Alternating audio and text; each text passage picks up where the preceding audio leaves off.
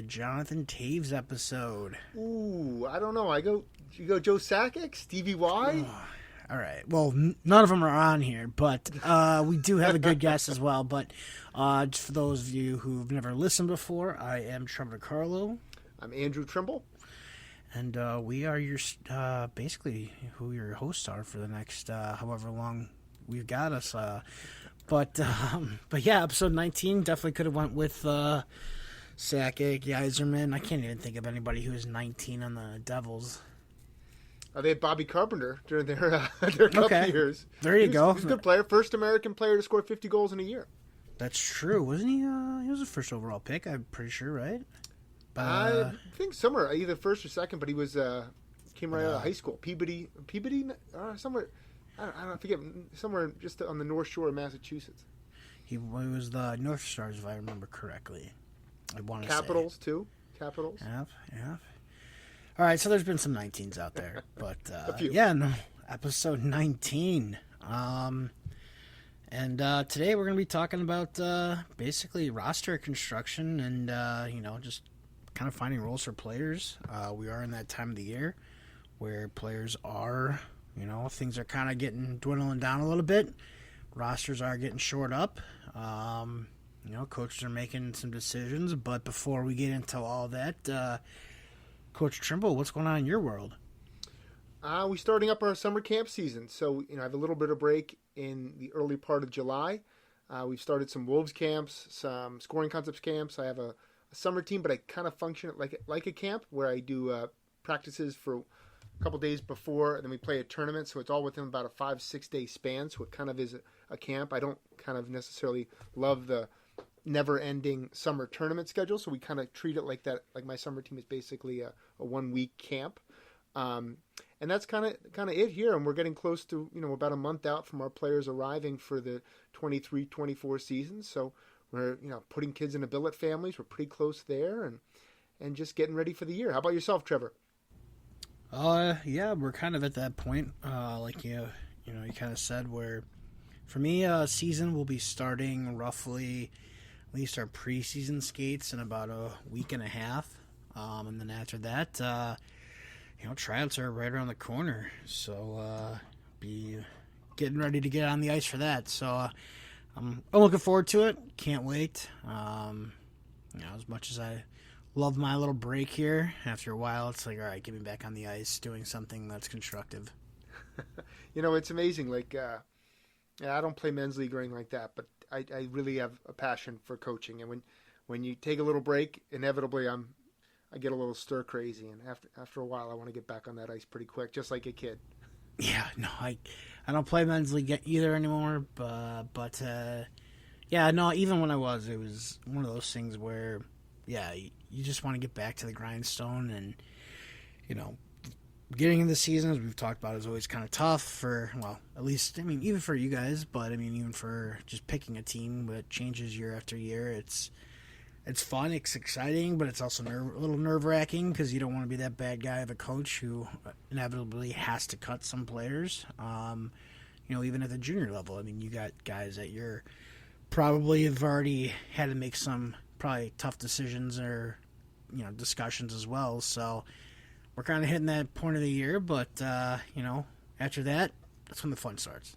Absolutely. That's one more thing I am doing currently. So, I'm getting ready for my season coming up here, and I'm, assisting with or helping out coaching with my son's team. He's a mite. And then we have a split season team of 16s. I'm going to be coaching that and our EHL Premier team. So I'm going to be pretty busy with coaching. So I have an endless stream of safe sport and modules to do. I have a mite player development module that I completed this morning. I can't get to the next page in it, so that's like this weird hiccup within the USA Hockey module that, that's a lot of fun. Let me tell you that. Yeah, they're gonna make you watch it again. Yeah, I'm probably gonna start over from that one, and then I have to do the U8 mite module. So that's thrilling. I'm going to say that's a thrilling module. I'm learning a lot about a lot of stuff. And then the safe sport is always great. Love safe sport. Oh man, what do you got this year on your module calendar? I want to say that I've actually completed all the modules. So when I was director, I had to so that I could step on the bench for any team because I was listed as a not a head coach, but I was listed as a coach on any team in the event like where the head coach or an assistant coach couldn't make it or whatever. So I had to take all those. So I don't really think I have anything besides, I want to say Save Sports. What? You got to take it every year now? Is that what it is? Yeah, I had to do like the full one this time, and I hadn't done it for a year or two, so it was long. It's not. I get why they do it. It's just it's like one of those things where it sucks that as a society we have to do that. Correct. And I guess I'll just leave it at that. But the modules, I mean, they're hit or miss. I think there's some good information as we talked about last episode. There's some good stuff here and there, but it's also some of it's just like, okay, like repeating the same thing, just saying it differently. Yeah. I mean, it's just that time of year. Got to get that stuff done, especially if you're USA Hockey. And now with you being coaching at that white level, you for sure. And you got to wear a helmet now, too. Big changes here. Big changes. One day at a time. Yeah. Got to clear my calendar for all my modules. But I'm staying on top of it. I get up and I usually try to, finish one in the morning so that or get a head start on it. At least put in 20, 30 minutes. So that's good. Definitely. What quick question for you before we get going. I saw recently posted on Twitter. I'm not going to even name the website that said it because I'm sick of their crap half the time anyways. But there's a comment in there about they were talking about ranking the tier 2 junior leagues. And there was they left it kind of open. Ambiguous, I guess, would be the proper way of saying it on how you want to interpret what they're writing. But the comment was that the NA is probably one of the better, or is probably the best junior league in North America. What were your what are your thoughts when you hear someone say that? Well, I mean, we definitely have a great guest today who's going to speak to us about the North American League a little bit and the style of play. I think the North American League style of play is very different than some of the other leagues, especially the USHL and the BCHL, which I think are a little bit more high-end skilled leagues, whereas the NA is a real meat and potatoes league, very much. It's a not to be like a crude or anything, but it's a big boys league. So the style of play is different than a lot of those other leagues. So it's in some ways it's comparing, apples to oranges. But those rankings, I really struggle with those rankings because it's like every different team or every different league you're evaluating with a different criteria. You say the lower end leagues, they place kids here, but their college commitments aren't here. But this league's way up here because its college commitments are so high. So I really think when you're comparing leagues, it's the criteria you have to evaluate is what is the purpose of junior hockey. The purpose of junior hockey is for next level advancement. It's a go-between stage in a kid's athletic career after high school or after youth hockey before they get to college or professional hockey. So that should be the only metric that really matters is where you're placing kids and where you're, if you're getting kids onto the next level of hockey. And in that criteria, I think the North American League at the Tier 2 level certainly is in the top 3. I would say that. And again, don't get me wrong. I'm not, in no way am I bashing the NA because it is. I think it's the best Tier 2, league in North America. Let's put it that way. But when I read, I gotta stop living next to the racetrack. But when I read that, it was just like in North America, that's I'm looking at USHL, OHL, WHL, and there's a lot of talent in those leagues. And again, I'm not trying to knock them down a peg, but it's like that's a really big leap in my opinion. But no, it's just like I said, just curious to what your thoughts were on it. And, I think the most underrated league in North America is the AJ, the Alberta. The Alberta Junior Hockey League is a phenomenal league. You have so many good players, not just at the collegiate level, but Cale Makar played in that league. Like you have stud NHL players who played in that league, and you do have good NHL players who played in the North American League, but. That's one of the most underrated leagues that, people in the U.S. don't really even talk about. No, for sure. Definitely. And it'll be very interesting to see how things work out this year, especially for the BCHL with how they're with everything that's going on with them, leaving, Hockey Canada and doing all their own stuff. And because that's another league that's always been kind of notorious for taking, players that want to stay in Canada but want to also keep their, academic eligibility to play NCAA hockey, and that's usually where you would find them.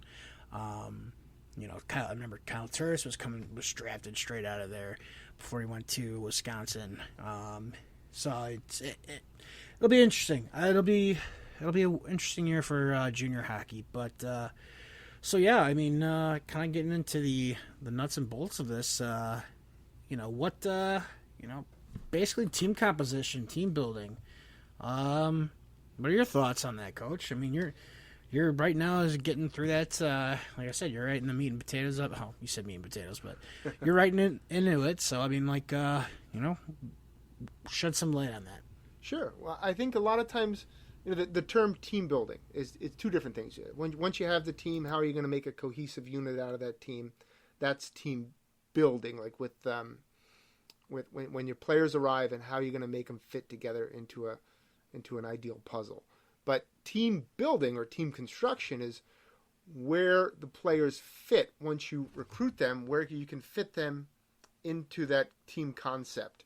Because it's a 60-minute game. It's a zero-sum game. If one kid gets more ice time, it takes away from another kid's ice time. Not everybody can be on the power play. Not everybody can be on the penalty kill. You have to find the right roles for players, and you have to find the right fits within that locker room. And I think that's an overlooked part of the process. This time of the year, a lot of kids are pursuing the North American League dream, or some of the Canadian Tier 2, that dream up in Canada.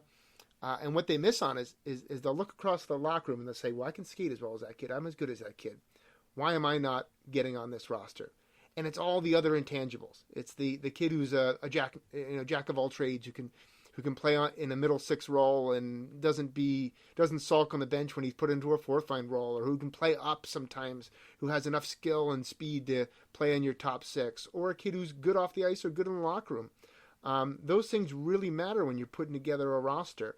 And I think it's really overlooked, and it's something you don't think about when you're 15, 16, 17, 18 years old.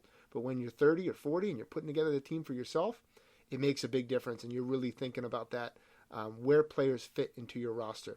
What do you think, Trevor? I think you kind of really hit the nail on the head with, and I like how you phrased it as, team, construction, team, build.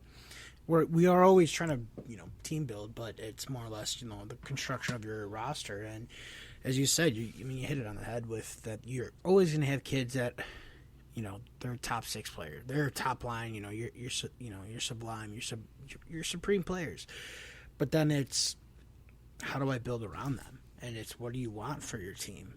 How are you going to, which kids are going to make it?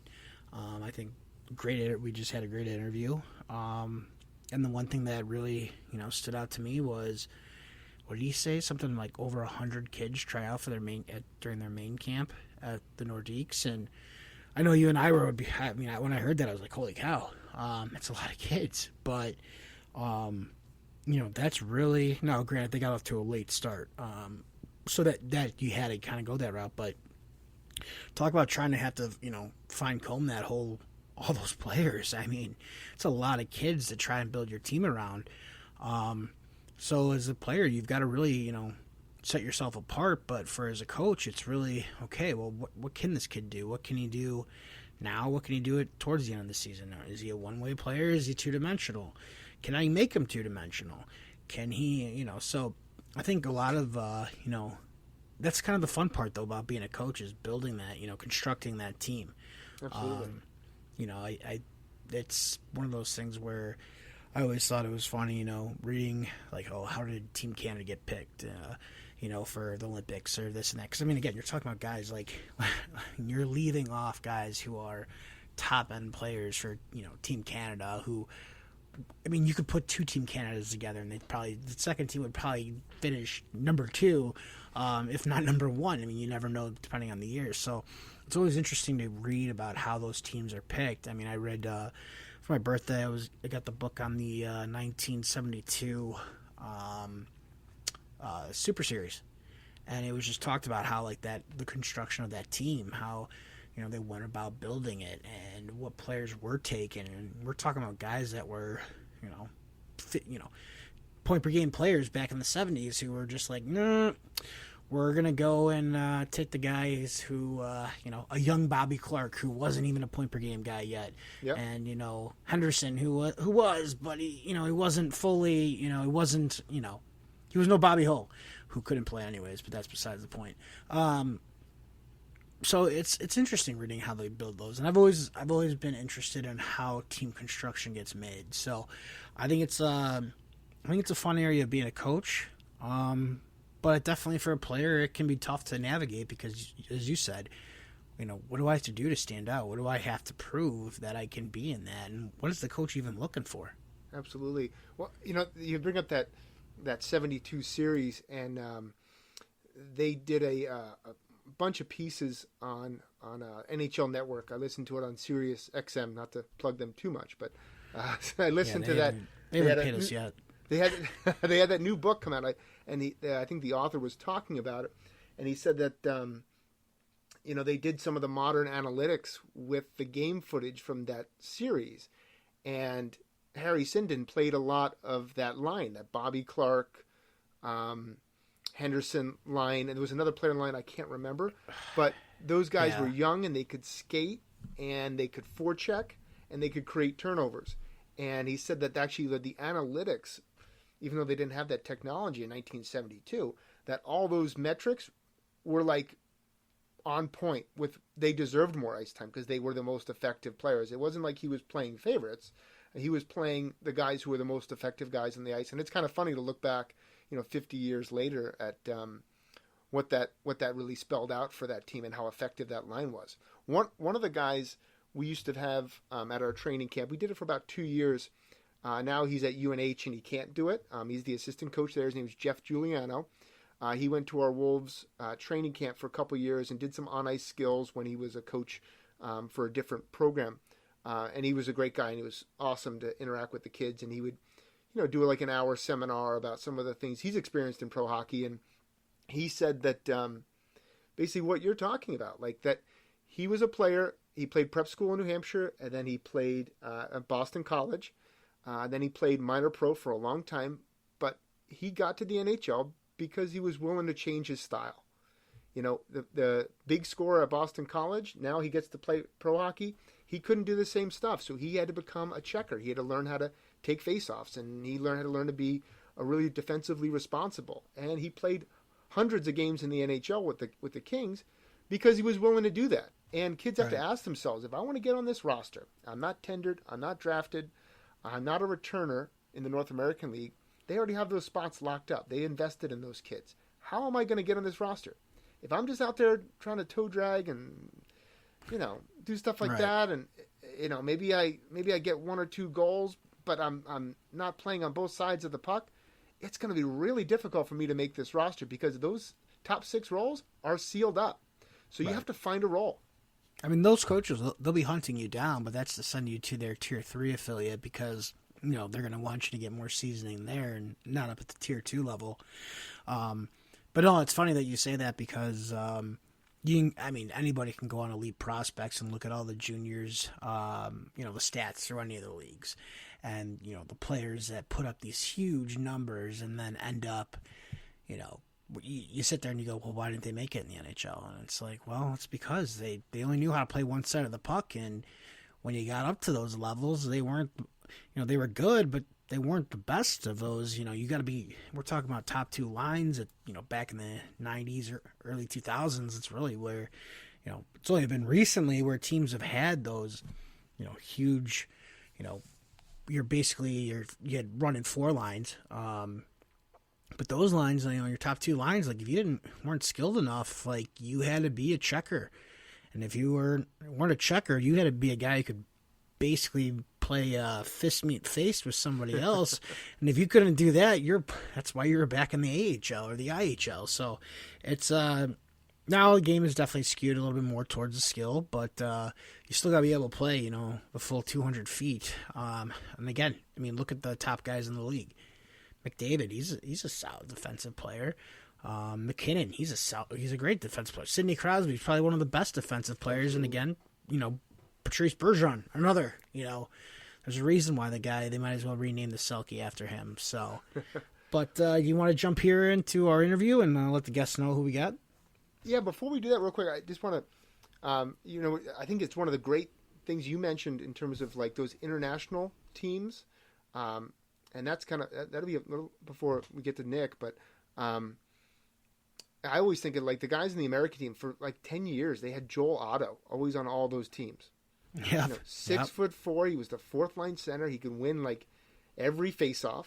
And there were probably 20 other Americans who could score, who were higher scorers in the NHL than him, but he got on that international roster because he found a role. Same thing with, remember Rob Zaminer? Remember he played on the Canadian Olympic team, maybe 98 or something like that on that really star-studded roster with like Gretzky and all those guys. And it's because he could play up and down. He could be physical. He could win puck battles. He could kill penalties. And if you're giving all your minutes to just like, if Mario or Wayno has to play every single minute, right? He's not going to be as effective. So you need to have other guys find roles. Oh, for sure. No, and I mean, as you said, you got those guys that are, swallow their pride. And even now, I mean, with the game how it is, with so many more, again, two-way players, I'm a hometown guy. Hometown for me isn't played for the Blackhawks, but I mean, look at Jonathan Toews. Like, there's a guy who on any international team could play up and down the lineup. He had would the guy probably want to play in the first two lines? Absolutely. Did he play on? Yeah, he did for sure. But I think when they won the cup, or not the cup, but the Olympic gold medal, I think he was like the center of the third or fourth line. Yeah.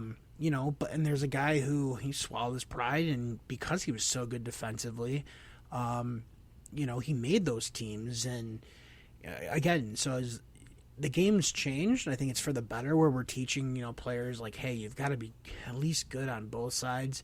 And again, some players just won't ever get that and understand it. Some will. We hope they do, because then that makes our jobs a little bit easier as coaches, to be quite honest. But you look at, as you said, Joel Otto, Zamner. There was another one who made it, and you're just like, what, really, him? And then you're like, okay, well, yeah, he's he's a great penalty killer. Yeah. He's going to take off some of that pressure from all these other guys. But I think it's definitely we're in that time that where I don't know, we're a good time to be for those as coaches to be teaching players how to play on both sides of the puck. And honestly, it opens up more doorways for you, not only whether it's starting off in youth hockey up to juniors, through all the way up to college to even professionals. Absolutely. Well, I think that's a good transition to turn it over to one of the youngest head coaches and the new head coach for the Maine Nordiques in the North American Hockey League, Nick Skerlick.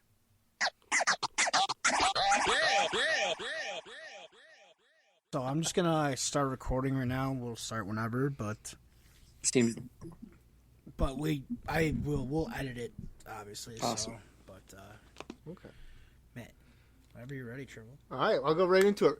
All right, so welcome to the podcast, Nick Skerlick. Nick is the new general manager and head coach for the Maine Nordiques in the North American Hockey League. He has an extensive playing and coaching resume, and he's moved up the ladder really quickly to become one of the youngest head coaches in all of the North American Hockey League. Welcome to the podcast, Nick.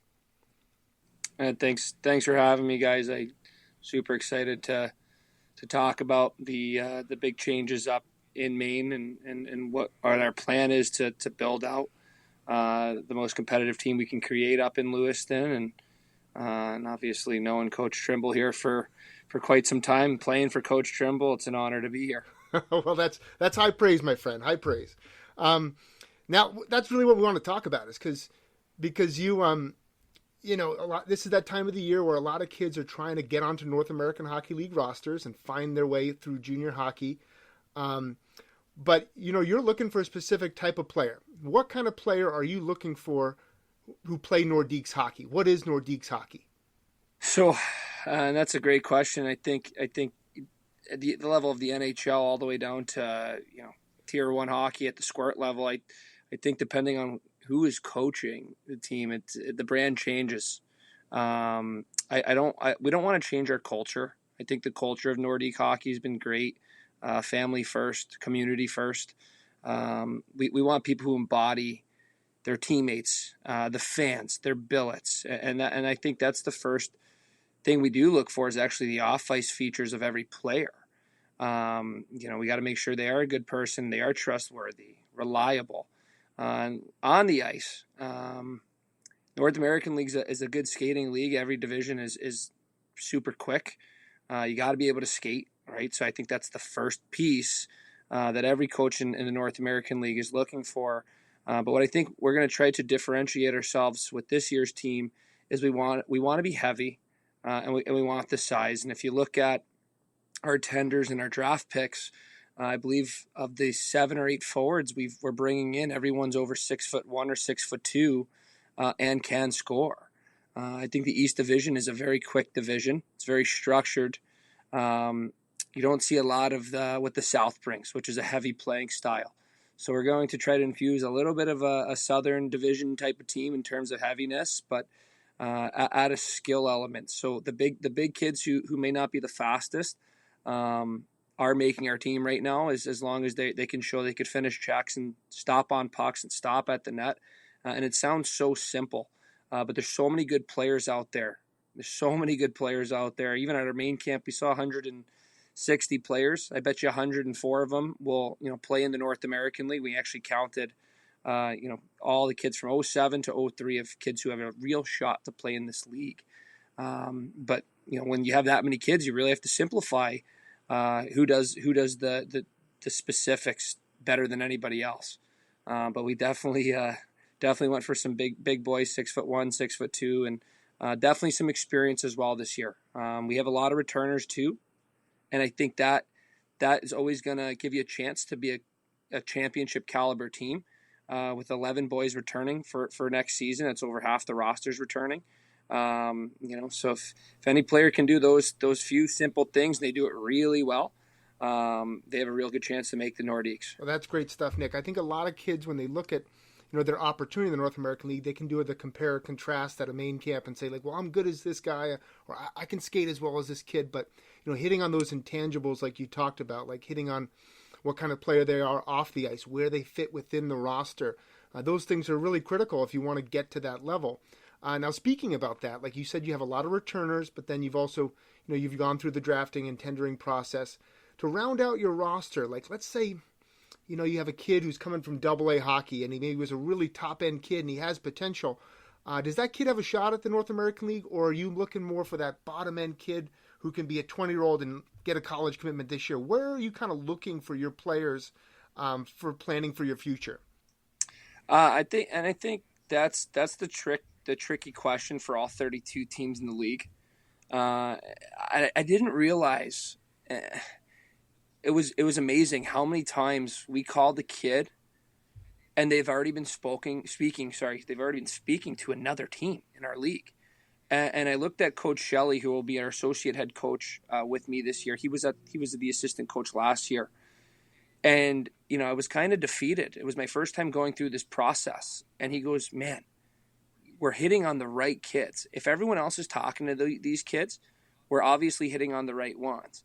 And so when you ask that question of where are you getting kids from, we don't want to reinvent the wheel, but we really look to be unique in terms of we want to call a kid and be their first call. And there are some diamonds in the rough. There really are.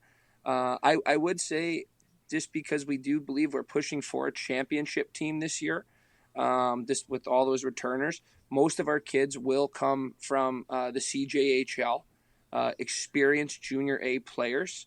The 18U level is a huge team building level to recruit for. If you can get a couple players off the 18U, whether it's tier 2, high school, AAA, high-end AAA, whatever it is, that's going to always be the core of your team. Those are going to be the players I think you're going to have for 2 or 3 years.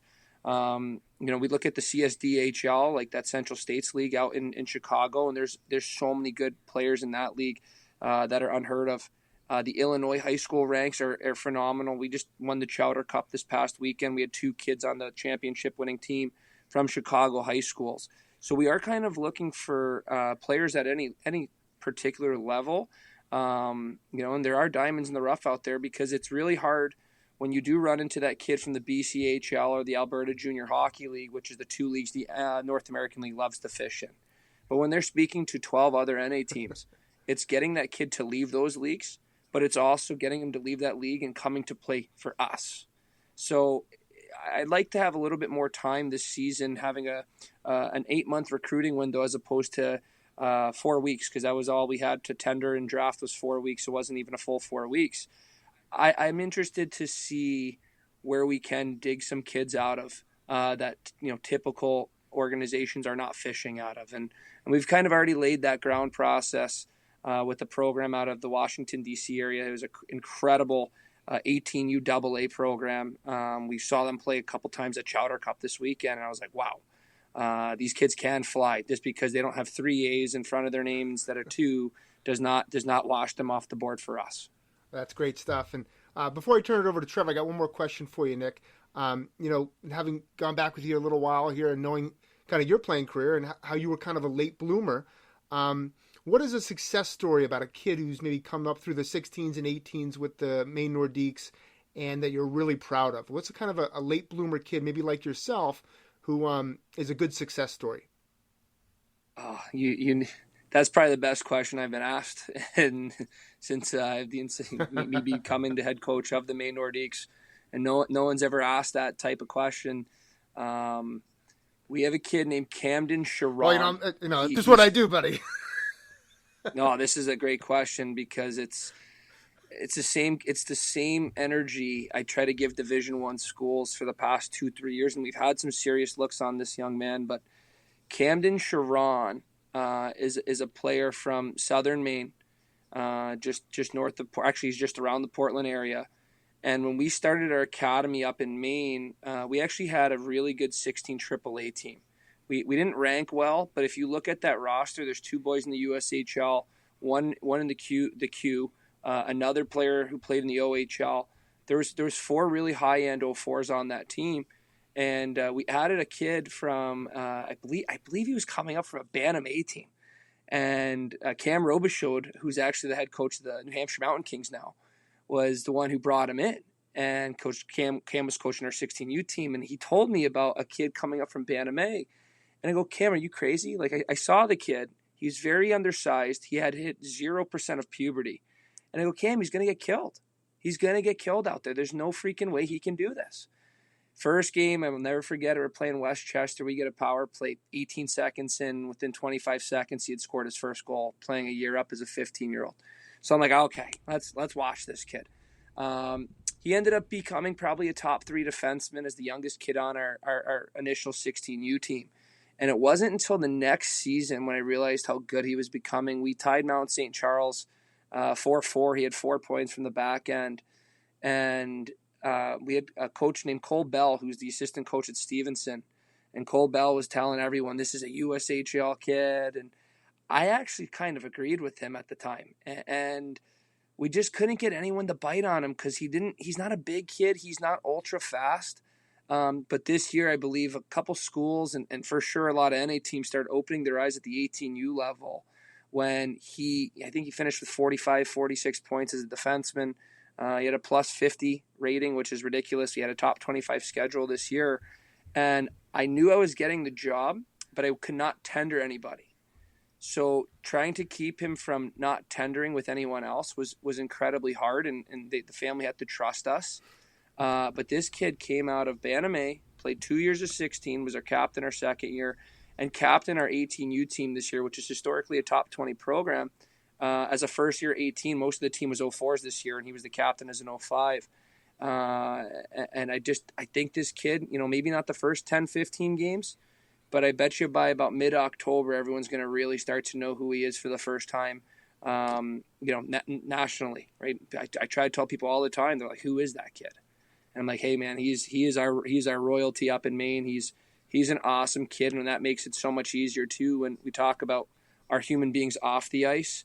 This kid and this family are second to none. They're incredible people, and he's really deserving of this opportunity. So definitely keep an eye out on Camden Sharon. He's a left shot D-man that will be on our blue line this season. Well, that's awesome, Nick. Trevor, what do you got for him? Yeah, so I mean, it was actually hearing you say that you found some players out here from the Chicagoland area. I was kind of like, wow, really?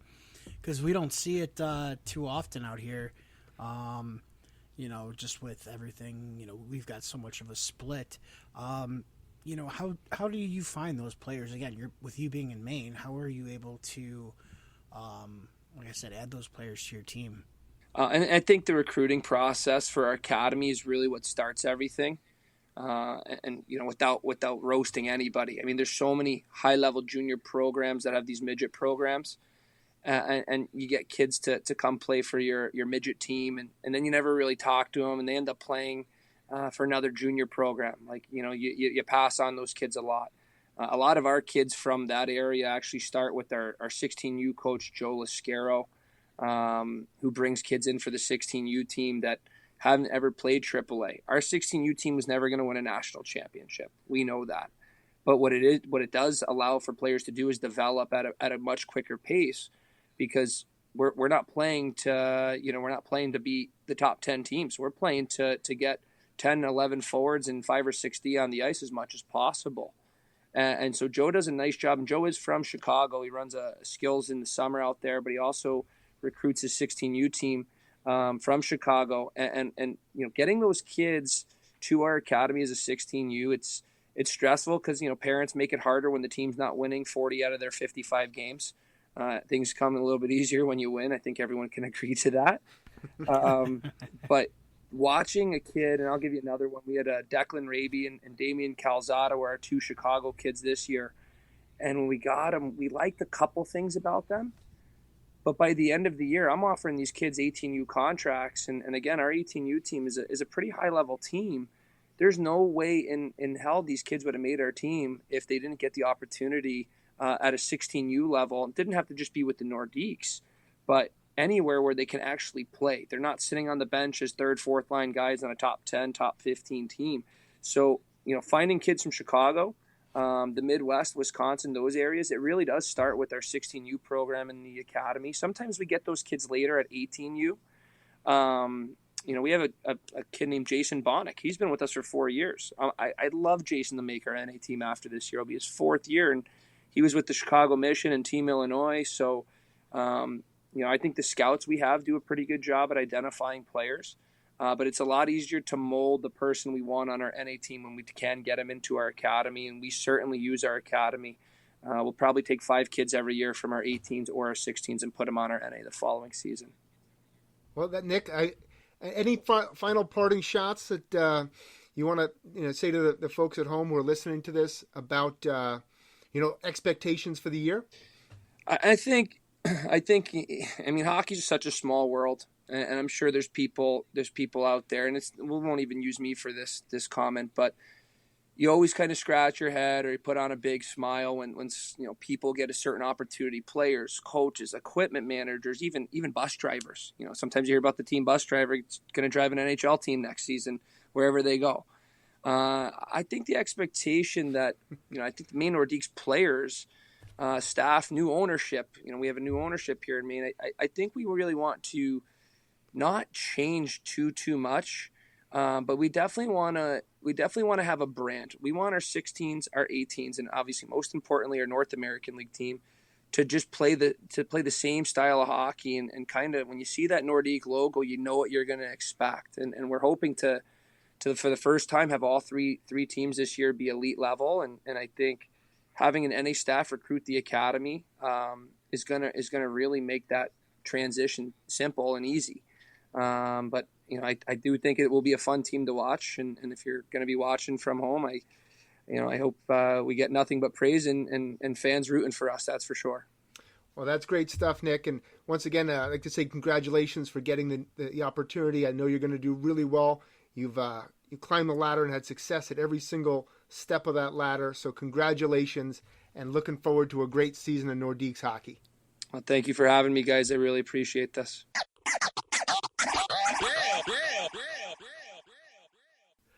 All right. Well, we want to say thank you to Nick for coming on the podcast. He was an excellent interview, and I think he's going to do some great things in Maine with his Nordiques squads because he's recruiting all those teams. So that's really great. Trevor, tell me about some of the feedback you got from Nick. Well, again, thanks, Nick, for coming on. We greatly appreciate it. I love the fact that how they had such a great plan, especially with only having, you said, 4 weeks to really recruit. Yeah. And again, I don't know the full backstory on how that worked out. I'm assuming, did they move up from the NA3 to the NA, or were they an expansion team this year? No, they've had a North American League. They did have an NA3 team, but that's going back about 4 or 5 years. Nick was one of their academy coaches. I believe he was coaching their 18s or 16s the last couple of years, and they had really good teams. But they went through a new ownership. They had a great coach there, Matt Pinchevsky, really good guy, and they decided to turn the reins over to Nick. This is, I believe, their 4th year in the North American Hockey League. Okay, so I was just I couldn't remember, and I didn't ask. I should have. I didn't know. You never know. It might be a hot button question to ask, but why he only had those 4 weeks. But whatever the reason, I mean, I liked how they had a plan, and the one thing I really liked was how he said that. Again, you're talking about someone who's a first-year head coach in the NA, which is not an easy league to get into as a coach. I mean, he's not even 30 yet. That's Trevor DiCarlo, your cyber stalker of the day. But he's not even 30 years old yet. And he's got all these kids coming out to these, he's got first Maine, trial camp, or Maine camp. And the one thing I really liked that he said was that how he put it was that they were on the right track with the kids that they were calling. Was that, you know what, they liked them, and so did everybody else. So it wasn't like, he was hitting it, doing his job. He was finding those right kids, and now the tough part is selling the program over the other ones. But I did like, especially for somebody like that to recognize that, and for everybody to kind of, as he said, him and his assistant coach was like, hey, we're doing something right here. So, I really I like that. And again, I really liked hearing how he was building his roster. Big kids, and I looked. The average size right now from returning this season is like 6'1", 176 pounds. So that's it's not a small team, but no, I mean I got a lot out of just again the recruiting aspect and building the team, because again with such a short amount of time, that I can't imagine. I don't know if I could be able to handle that stress to do that. Absolutely, yeah. That's not an easy job to take over, but he's such a good recruiter, and he's so passionate about it. He's going to do well. One of the things I really liked about it, and we kind of talked about it earlier in terms of those dream teams, is the 92 dream team, the basketball dream team. Mm-hmm. They left a player off that roster who they thought would be a deterrent and would be a cancer to some of the other players, who the other players didn't want to play with him. You had a lot of guys from Chicago who didn't want to play with those Pistons guys. And, Isaiah Thomas just wasn't a good fit character-wise in that locker room. And he talked about, when they're recruiting a kid, they want to know all the nuts and bolts, and they want to make sure that the kid is the right character fit for that locker room. And, you're 17, 18 years old. You're not necessarily thinking about that stuff. You may hear it from coaches, but boy, does it matter. You can have the ability, you can have the skill, but if you're going to screw up that locker room by not being a good teammate, you're not going to have a home for long. No, absolutely not. And the hockey world is a small world, and other teams will find out. So if you think, oh, okay, well, you know what? I mean, there are definitely teams that will give you second chances, but if you really mess up or whatever, and you're released by a team, you better bet your ass that the GM or the head coach of the next team that you're going or trying to get onto, they're going to make some phone calls, and they're going to try and find out what's the deal with, Bill Brown over here. Why'd he get cut by the team, and, well, it's because he's got a crap attitude. I cut his minutes, and he threw his shit all over the bench and threw, whatever, so, no, yeah, it's, again, you want those right character kids. I think, I think one of the first things you look for, especially at those older ages, is who are they off the ice? Who are they on the ice? And again, we talked about it just in the interview, who are they on and off? You want to make sure you got good kids. For you at the Wolves, you want to make sure you've got good kids. You don't want to bring in a kid who's a cancer, who's a not even a cancer, but somebody who's just not a good, just has a bad attitude. That makes it difficult for not only the team but as coaches, and you got to put your focus on that kid. It's like sometimes it feels like you're babysitting that kid. Yes. And again, like you don't have time for it, and he doesn't have time for it. I got 9 U's and I don't even have time for it. I mean, but that's just how it goes. So, yeah, no, it's very interesting how, again, I really enjoyed hearing about how, within 4 weeks, how they've been able to try and reconstruct a roster. Granted, they had returning players, tenders, and stuff like that, but still, it's not an easy job to do. Absolutely. It's funny. We had a kid this year, and I won't mention names, but at the end of the season, he had missed another practice, and he had missed a lot of practices. And the coach, I know, like that, wah, wah. Yeah. The coach of the team, we were going over a little bit, and he scrolled down and showed me on his phone, and it was like every single excuse in the world he used up. I think he actually made repeated ones toward the end, like his grandmother died, his dog died, his cat died, he had the flu, he had COVID, he had hurt his wrist playing my pickleball. dog ate my hockey equipment. Yeah, he lost his hockey equipment on the train. Like it was wild, and we got to a point where I had a couple colleges where he was applying to college, and they were following up with us. And how can I advocate for that kid? I mean, he's not a bad human being, but how can I say, like, oh, you should definitely take this kid. He missed 20 days of practice this year. Like, right. So kids, just do yourself a favor. Like, if you sign up to play hockey, show up. Right. No. Do the work. And it's funny you say that because I've said that to kids last year that I coached.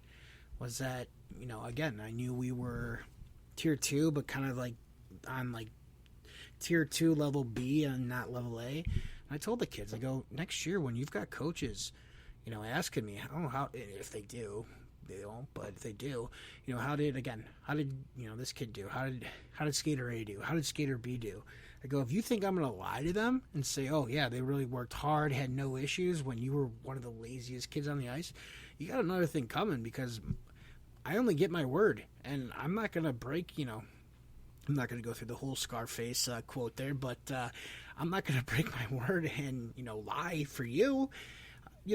I'm going to be honest. I'm going to say, yeah, the kid was lazy. You know what? He's got skill. He's got talent. Maybe you can knock the sense into him. I couldn't, but, but if not, then this is what you're going to end up having. So, I think it's funny you said that because, again, as I said, it's a small hockey world. And absolutely. As coaches, we got to be honest. I don't want to sell somebody, another coach, a problem that I had. It's just not my style. Now, if I don't really like you, which, maybe I wouldn't do it. No, I won't. I'll be honest. But no, Coach, awesome. So we got 5 myths today, and of course you picked it, and then I got to try and scramble to figure it out what it is, and of course you took the easy one, so...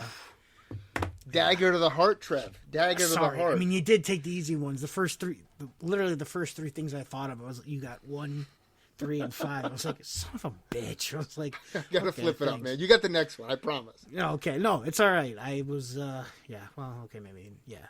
But so this week we've got the 5 myths on selecting/building a team, and I think it's kind of important for everybody to kind of understand, players, parents, even coaches, just kind of the different things of, what are myths, what we think are myths, and maybe if you don't think they're myths, let us know. Maybe we'll talk to you, maybe we won't. But Coach, what do you got for number 1? Number 1 is you take the most skilled players. Always. That's kind of a layup. Like you're not here to build a, you saw those, like, if you watch the movie Miracle, you're not recruiting the best players, you're recruiting the right players. Yeah, you son of a bitch. That was going to be what I was taking. I'm killing you. It. I am literally pulling the rug out as we speak, right underneath you. Yep. That's all right. My myths were different, but when you say that was, yeah. Go ahead. Sorry. No, it's okay. It's all good. And that's what it is. You want to find, if your goal is to be the best team, well, then you have to recruit the best players for that team, not just the best players. And Absolutely. it's not just about skill. You have, like I said, it's a zero-sum game. There's only 60 minutes in a game. So you have to find minutes for everyone on that roster, and they have to all find ways to contribute. And that's when you have the strongest teams, is when everybody's pulling on the same rope. And not everybody's going to be in the power play. Not everybody's going to be the penalty kill. Not everybody's going to be the guy used in the shootout. But if you got a good team and you have an understanding of your roles and responsibilities, everybody can find a place. No, yeah, and again, I mean, like I said, I agree. The miracle quote there, that's always used when I've had, even in the past, where I've had people come up to me, other coaches say, really, say I got to choose between one kid or the other, and maybe the other kid's just slightly more talented, but you know what? I know he's got a little bit more of an attitude that just hasn't worked out, or whatever the circumstances. Where I know the other kid, he's going to work harder, not as talented, but again, you just sit there and you're like, look, I'm not trying to build I'm looking for the right players, not the best players. I'm trying to make the right team. So I agree with you there. Number 2, let me pull it up here. I think with roster construction is one of those things is. What you see is what you get. And I think a lot of coaches, and this is more on the youth side, but even on the junior side, we have to remember that all players are still developing until they hit a certain, in their 20s almost, roughly. But a lot of coaches take what they see in that moment, and they take that and they use that as, okay, this is one of the kid I'm going to take.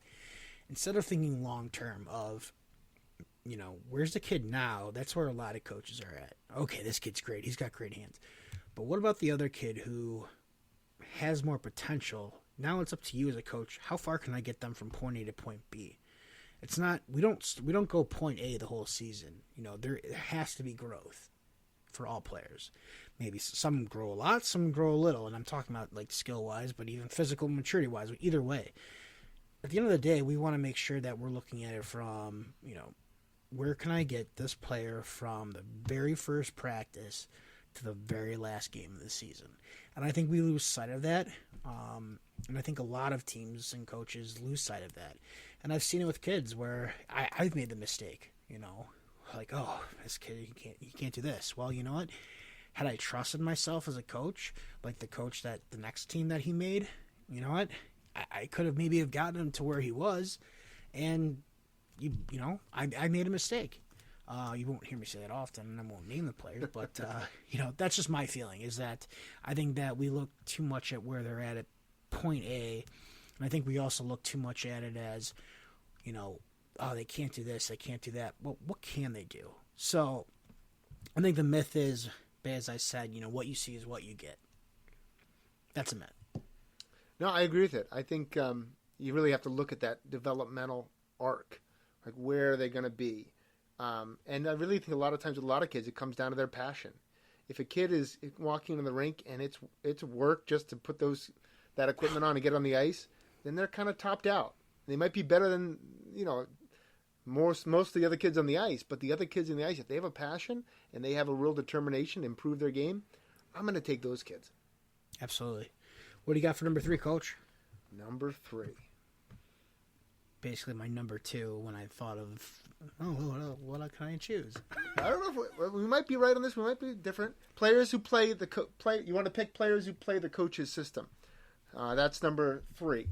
And I disagree with that. I think that's a myth. I think that the best coaches find ways that they can have the players that they have and tailor a system to work for them. I think you've seen that a lot with Bill Belichick in football. They played 2 tight end sets when they had Hernandez and Gronk. They played the first couple years when Brady was just starting out, they played a real pounding running style game with Antoine Smith in the backfield.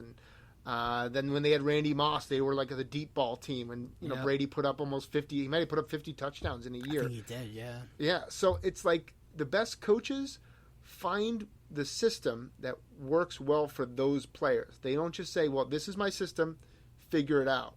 They say, those are my players, I'll find what works for them. Yeah, and I agree on that. And, I think that players. I think coaches do go out and look for those players that will fit their system that they're comfortable with. But I do think, as you said, the really good coaches, they take those quality players and they figure out what works best for the team overall. Yes. And maybe you're a coach who's always ran a certain style forecheck. I don't know. I mean, really, it's not like we're running a whole bunch of different stuff here. But, maybe you're a coach that does the power play this way. Well, maybe you got to switch it up because you don't have those talents. You don't have that sniper on your team maybe this year. Does that mean you're all of a sudden going to just, well, I'm going to continue to still run a 1-3-1 power play, but I got no guys on the flanks that can fire a shot? Or are you going to kind of mix it up and maybe go with an overload or whatever the case may be? So I do agree with that. The better coaches out there, they adjust to what they have as a team, and not every team's the same. I mean, I'll give you an example this year. Last year, I had a team 16U. The team that I had this last year at 16U was not able to do some of the stuff that I've had with previous teams at 16U. So, did I keep trying to jam a square peg in a round hole? No. I mean, I did at first, but okay, once I realized it wasn't going to work, I got to adjust. I got to make little, changes here and there. Stuff that I've never done before. And it was fun, kind of, because I got to learn. I got to learn what, how to teach different stuff. So, no, I agree with you there, Coach. And you don't always want players who play just your one set of systems, because I think it also stunts us as coaches too. Absolutely. I think actually, when you brought up a good point with the power play scenarios, 1-3-1 is really hand specific. You have to have the bumper be on his forehand. And the guy below the goal line has to be able to receive passes and potentially stuff it or collect passes and make a forehand pass to the bumper. And I had a couple years ago, we had I kind of modified it, was playing it more below the goal line. It was a similar setup, but it was using different hands, especially for the player below the goal line, because I had noticed that I believe it was the Olympics like 4 years ago, Switzerland, or one of those teams was playing a below the goal line power play, where there was movement from the flanks, and they were utilizing that player to be the quarterback for their power play below the goal line. And a parent told me, said, you're running your 1-3-1 wrong, and he had all these. And I said, you don't gotta love that. Yeah, yeah, it was awesome. It was really great. I said, well, you don't know who I have on my bench, and you don't know who's a righty and who's a lefty. You want me to put my fourth line guy in that spot below the goal line? He can't make a pass on his forehand anyway. Why would I put him there? And right. We're not even doing that system. Like it was a wild conversation. And but I would say to coaches who are, especially with the younger teams, like at the youth level, be careful with those overly structured formats where you're in a power play or penalty kill scenario and you're having to play to your forehand and backhand, because it can really, you might be leaving some of your best players off the ice. You might want to figure out a better system, because you want to get your best athletes in those best scenarios. Absolutely. Luckily, I only had 2 today. So, number 4. You are hammering me with the 2, man. I know. No, it's okay. I'll take it. I think this one is it's pretty good, especially with the junior and collegiate and even pro levels. Is that rookies have to start at the bottom. They're the low man on the totem pole, and I think every team's got their own culture. Like, okay, first year's got to pick up pucks or something like that. As long as it's not hazing, we're fine. But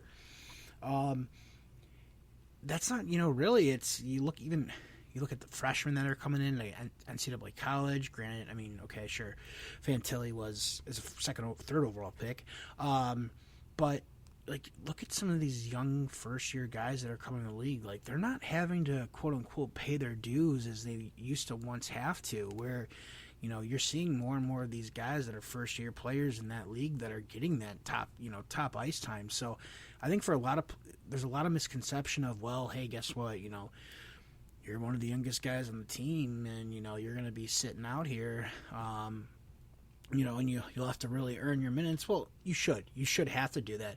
But as we talked with Coach Nick, like about that defenseman who he's brought up, who's the youngest kid on the team, year after year, and he's trying to get him looks, and he realizes just how good the kid is. Like that's what we want to, it's not that type of game really anymore where you're getting those kids involved right away. Now, again, some of them you do have to work your way up. Again, that's kind of knowing your role.